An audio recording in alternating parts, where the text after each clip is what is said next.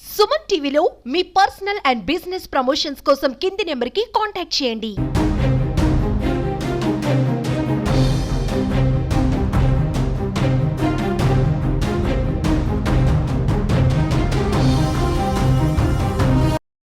వైకుంఠ ఏకాదశి టోకన్ల జారీ కేంద్రాల వద్ద జరిగినటువంటి తొక్కిసలాటకు సంబంధించి ఇప్పటికే నలుగురు చనిపోయినట్టు అఫీషియల్ గా ధృవీకరించారు. దాంతోపాటు కూడా చాలా మంది ఇప్పటివరకే తీవ్ర గాయాలైనట్టు తెలుస్తుంది. అయితే దానికి సంబంధించినటువంటి బంధువులు ఇక్కడ ఉన్నారు, వాళ్ళతో మాట్లాడదాం. సార్, ఎక్కడి నుంచి వచ్చారు, ఎంతమంది వచ్చారు? 400 మంది వచ్చాము. నర్సాపురము, రామసుందరం మండలము, అన్నమయ్య డిస్టిక్. అంటే ఎన్ని గంటల క్యూలోకి వెళ్ళారు? మధ్యాహ్నం 3 గంటలకు వెళ్ళాము. అక్కడ పార్క్లోకి అక్కడ ఏం వ్యవస్థ లేదు. ఒకేసారి గేట్లు తెరడం వల్ల ఈ పరిస్థితి వచ్చింది. చాలా మీ వాళ్ళు ఎంతమంది గాయపడ్డారు? మా వాళ్ళు ఒక 10 మంది గంట గాయపడ్డారు. ఎట్లుంది వాళ్ళ పరిస్థితి? వాళ్ళ పరిస్థితి ఇక్కడ తీసుకొచ్చాము. ఇక్కడ సరిగా ట్రీట్మెంట్ లేదు. ఇంకా సిమ్స్ కు ఇద్దరిని మార్చాము. అక్కడ వేరే ప్రైవేట్ హాస్పిటల్లో ఒక 3 ఉన్నారు.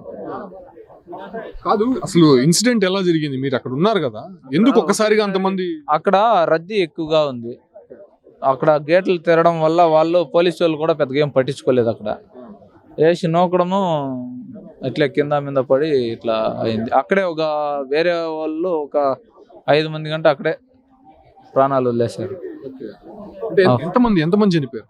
అక్కడ నేనైతే ఒక 4గురిని చూశాను. పక్కకి ఎత్తి పెట్టేశారు వాళ్ళని. ఇప్పుడు పడిపోయారు కదా, వెంటనే అంబులెన్స్ లో కానీ వాళ్ళని తరలించే ప్రయత్నం చేశారు.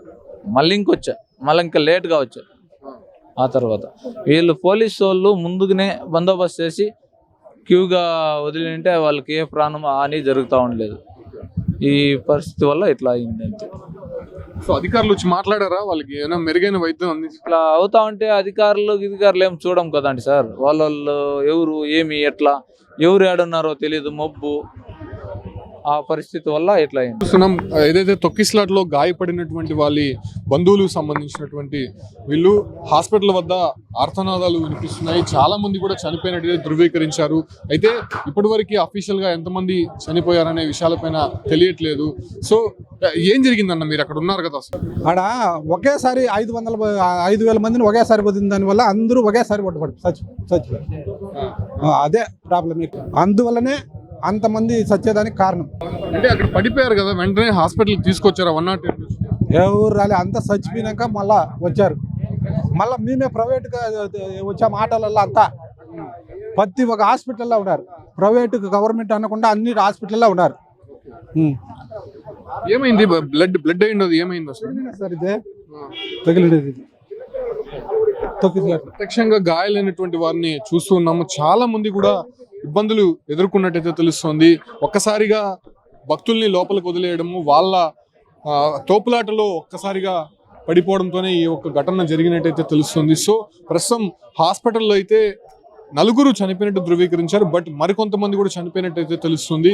అయితే చాలా మంది ఇంజూర్ అయినటువంటి నేపథ్యంలోనే కొంతమంది రుయా హాస్పిటల్లో, అదే రకంగా స్విమ్స్ హాస్పిటల్లో, మరికొంతమంది వాళ్ళే స్వతహాగా ప్రైవేట్ హాస్పిటల్లోకి వెళ్ళి చికిత్స తీసుకుంటున్నటువంటి పరిస్థితి అయితే తిరుపతిలో కనిపిస్తుంది.